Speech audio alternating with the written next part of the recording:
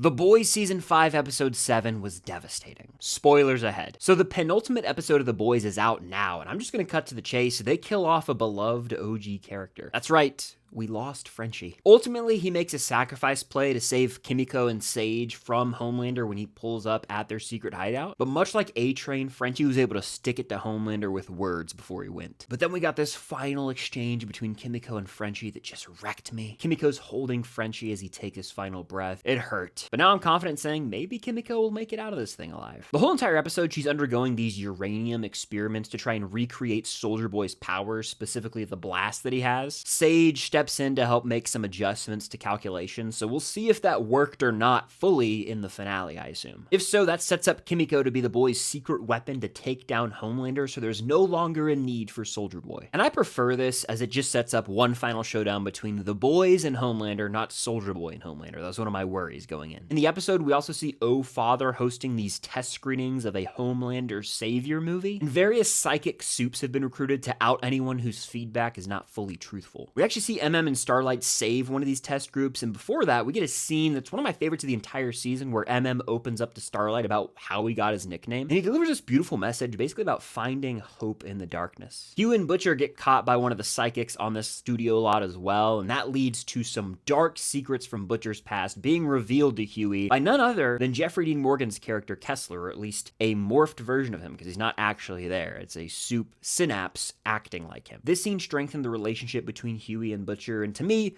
ultimately showed, hey, Butcher's dying in this finale. Oh yeah, the Deep is afraid of water now, as this shark voiced by Samuel L. Jackson basically threatens him and says if the Deep ever steps foot in water again, he's a dead man. Homelander disbanded the Seven, so the Deep really is at a low. I don't see him making it out of this season, but you never know. And did I mention that Homelander killed the president early on in this episode? Like, he's completely out of control right now, so Ashley is the new president. This episode also gave us Marie and Jordan from Gen V, but Gen V fans might not be happy with the little screen time they had and the potential continuity shifts or lack of acknowledgement of the events from season 2, specifically Marie's powers and how strong they really are. All in all, the final moments of this episode left me teary-eyed and ready for one final go next week in the finale, but I'm a little concerned that there's a lot to wrap up with only like 1 hour left. I hope it doesn't feel rushed in that finale, but we'll see how it goes down next week.